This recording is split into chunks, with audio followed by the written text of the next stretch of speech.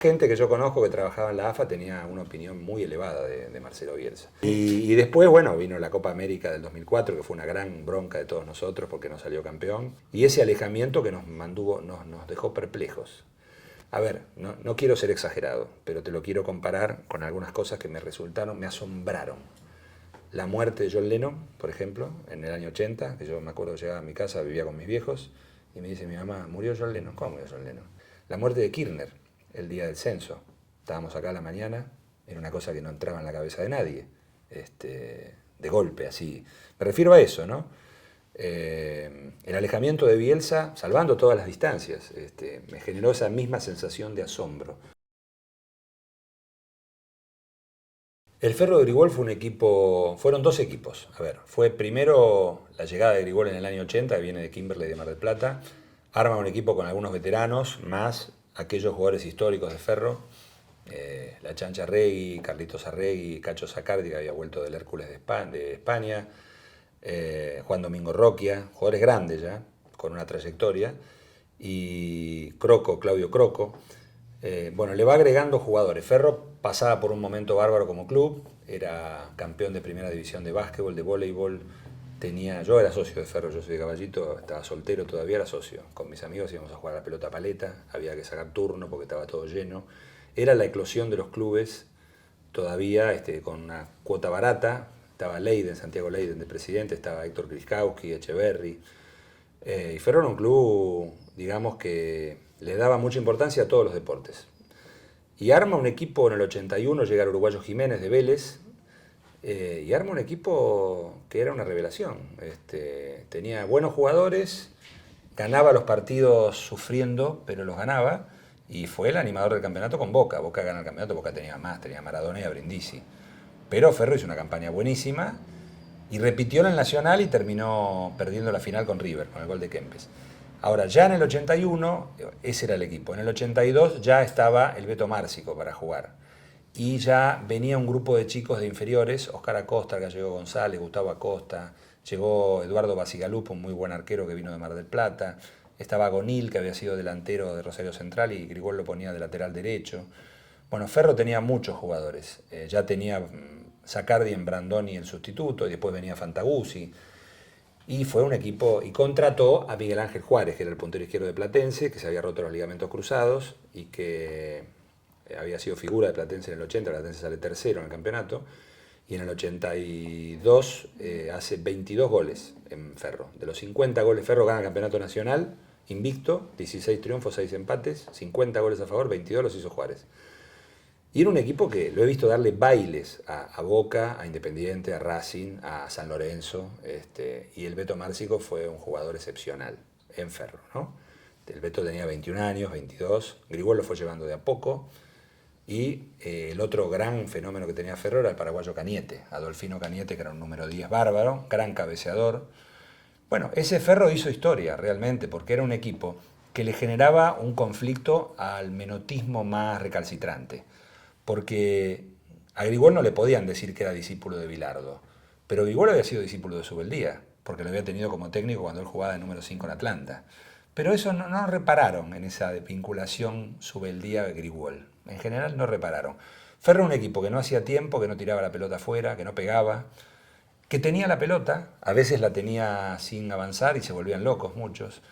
Bueno, fue un gran equipo que no pudo plasmar internacionalmente lo que era porque en esa época estaba Estudiantes, Independiente y estaba Argentinos Juniors. Argentinos lo elimina en la Copa Libertadores en un desempate. Pasaba uno por zona, por eso Ferro no pudo pasar. Pero era un equipo bárbaro, la verdad que a mí me tocó hacer una nota para la revista Goles en el año 81. Fuimos al gimnasio Héctor Echar y juntamos a Leon Nasnudel con el viejo Timoteo Grigol, donde mostraban cómo hacían las cortinas, cómo tomaron del básquetbol las cortinas para el fútbol. Y vos veías en los corners semejantes jugadores de 1,85 m, Roquia, Zacardi, Cooper, Márcico, que eran fuertes además, no era ningún flaquito raquítico. Cañete, los centros del Mago Garré o de Gómez, de los costados, y Ferro sacaba partido de eso. Bueno, había una relación entre Nasnudel y Grigol que se conocían de 40 años atrás de Atlanta. Grigol era el técnico, era jugador, y Nasnudel era el técnico del equipo femenino de Atlanta, donde jugaba la mujer de Grigol. Así que bueno, hay una historia de ellos muy profunda. Fue un equipo bárbaro que se fue manteniendo y se fue desmantelando en la medida que se fueron yendo las grandes figuras. Bielsa es un tipo que era a lo mejor desde Buenos Aires y desde la ignorancia, más allá de que fuéramos periodistas, un técnico que armó un equipo de Newell's Old Boys con jugadores del club y que ganó ese campeonato. Yo estuve en la cancha el día que empató 1-1 el famoso Newell Carajo con San Lorenzo, lo transmitimos con Walter Nelson, y era simpático porque era un tipo joven que hablaba bien en el vestuario, se lo podía hablar, era un tipo que te explicaba bien las jugadas, no tenía a lo mejor ese perfil obsesivo que pudo cultivar después, y ganó un campeonato bien, después le gana la final a Boca por penales y vuelve a hacer una gran campaña con el equipo que sale campeón. Era un tipo que era para tener en cuenta, pero a lo mejor de tono menor todavía. Había ganado 2 títulos con Newell's. Llega a la final y ya ahí, a final de la Copa Libertadores, que pierde por penales. Ya ahí se hablaba bien de Bielsa. Yo me fui enterando en la medida en que Adrián Paenza fue cultivando una relación de amistad con Marcelo. Me fui enterando de determinadas cosas. Un día Adrián nos contó, particularmente a algunos de nosotros, lo que había hecho Bielsa con Grifa, la división del país en 70 partes, ir a buscar con un auto medio destartalado a cada jugador a cada lugar, armar el equipo desde las inferiores. La idea de él que se fue desarrollando. Con Vélez tuvimos la posibilidad de hacer el último móvil en Vélez con Mario Cordo y con Cristian Garófalo. 40 minutos estuvo Bielsa sentado en el móvil con el Vélez campeón, Vélez que jugaba al ataque. La verdad que te gustaba, pero no era algo así como único, distinto a todo. Ya cuando llega la selección argentina y uno ve cómo empieza a jugar la selección argentina, fui tomándole más respeto, y no sé si respeto ya lo tenía, pero más cariño me fui así. Uno a cierta edad también se va haciendo hincha de los personajes, de las personas, de algunas personas, de otras no, otras se le va poniendo en la vereda de enfrente. Esto en general pasa, ¿no? Más allá de que uno simpatice con un club o le caiga bien otro o mal otro. Y la verdad que la campaña de Bielsa fue buenísima, potenciado por determinadas actitudes, por esta decisión de enfrentar al periodismo que creía que si no opinaban ellos no se podía hablar de fútbol, esta sensación, pero era algo que se puede hacer en el fútbol, pero la cuestión es mantenerlo, y Bielsa lo mantuvo. Bielsa el primer día dijo, para mí FM Tilcara y torneos y competencias son lo mismo, por lo tanto los voy a tratar a los dos igual. Voy a hablar todo lo que quieran, pero en conferencias de prensa. Y lo mantuvo siempre. No, no sé si lo pagó caro. Lo pagó en función de algunos periodistas que creyeron que se ofendían porque la nota no era para ellos, pero yo creo que eso, Bielsa está bastante por encima de eso. Además, gente que yo conozco que trabajaba en la AFA tenía una opinión muy elevada de Marcelo Bielsa. Después se dio la eliminación. Por suerte estoy grabado cuando hacíamos Código F en el medio del Mundial de Japón. Fui el que levantó, cuando dijimos quién tiene que ser el nuevo técnico, yo fui el que dije, tiene que seguir Marcelo Bielsa. Esa la acerté por lo menos. Y después, bueno, vino la Copa América del 2004, que fue una gran bronca de todos nosotros porque no salió campeón. La revancha de los Juegos Olímpicos de Atenas y ese alejamiento que nos dejó perplejos. A ver, no quiero ser exagerado, pero te lo quiero comparar con algunas cosas que me asombraron. La muerte de John Lennon, por ejemplo, en el año 80, que yo me acuerdo que llegaba a mi casa, vivía con mis viejos, y me dice mi mamá, ¿murió John Lennon? ¿Cómo murió John Lennon? Sí, lo mataron de 6 balazos. Bueno, una cosa, yo muy fan de los Beatles, la muerte de Kirchner, el día del censo. Estábamos acá a la mañana, era una cosa que no entraba en la cabeza de nadie, de golpe, así. Me refiero a eso, ¿no? El alejamiento de Bielsa, salvando todas las distancias, me generó esa misma sensación de asombro. Difícil que te asombre alguna cosa, ¿no? Me generó una sensación de asombro y de profunda decepción porque Bielsa se iba. No echándole la culpa de nada, sino diciendo, no, por culpa de alguien o de algo, Bielsa se va. Perdimos al mejor. Creo que es una superación, Bielsa es una superación del esquema Menotti-Bilardo, que es un fútbol mejor que el de Menotti-Bilardo. Inclusive se ha dado el gusto de ser un poquito más amplio en su idea. El Bilbao, antes de Bielsa, el año anterior, terminó en el puesto 16 en posesión de pelota en España. Los españoles hacen este seguimiento, no sé para qué sirve, pero bueno, lo hacen. Y en esta liga terminó tercero, detrás del Real Madrid, del Barcelona y del Real Madrid. Por lo tanto, esta historia de que solo vértigo no existe más. Bielsa le ha dado un poquito más. Y además, ¿sabes qué? Me parece que es importantísimo la charla con muchísimos jugadores que tuvieron a Bielsa y que vinieron a Estudio Fútbol y ver las cosas que te dicen de Bielsa los futbolistas. Nunca vi una cantidad de jugadores que te hablen tan bien de un entrenador.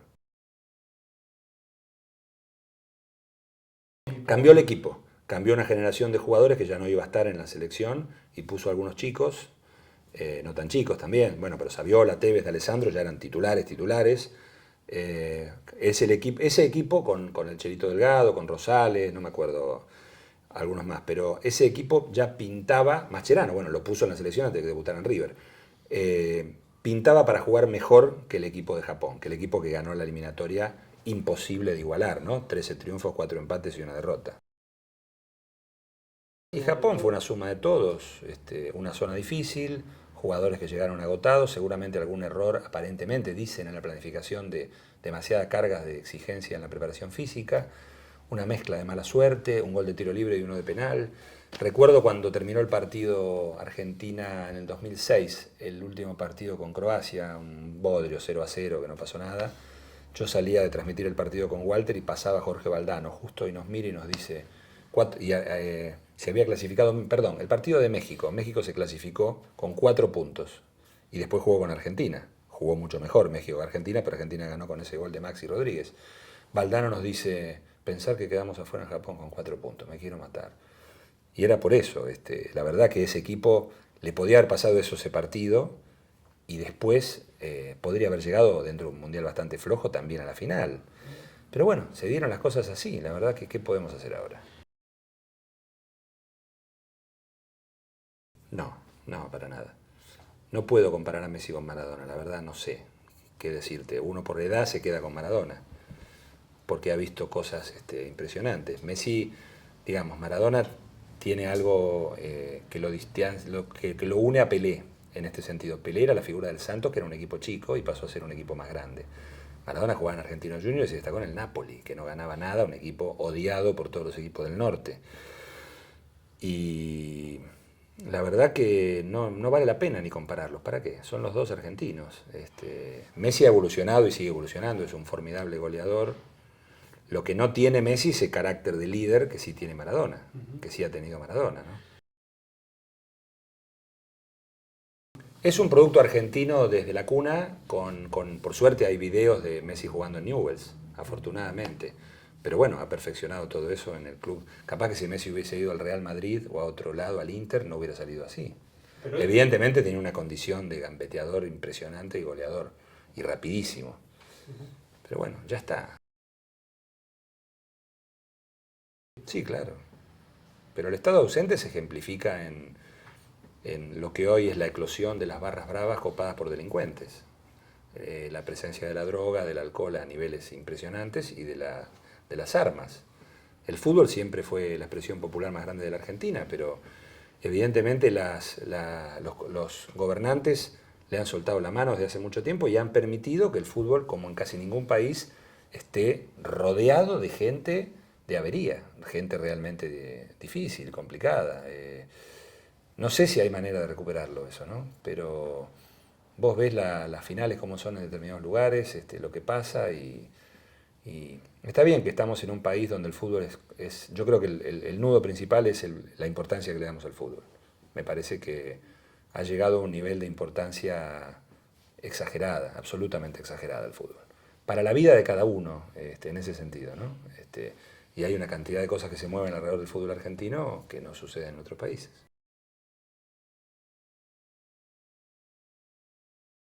Los viajes a los mundiales juveniles o de mayores son una oportunidad bárbara para conocer lugares. Primero que nada, uno, por lo menos a mí me pasa que a mí me gusta mucho la geografía, la historia. Cuando voy a un lugar al que jamás iría, trato de leer un poco antes de ir y me interesa conocer esas cosas, ¿no? Más allá del trabajo.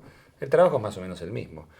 Fue una experiencia muy particular, ver un país tan radicalmente distinto al nuestro, con una sociedad que se mantiene unida, no sé si por un corsé porque ha sido tan grande la figura de Mandela y tan humillante la situación que ha vivido la mayoría de la gente, que bueno, los blancos piden perdón todos los días, conviviendo con la gente de otras etnias.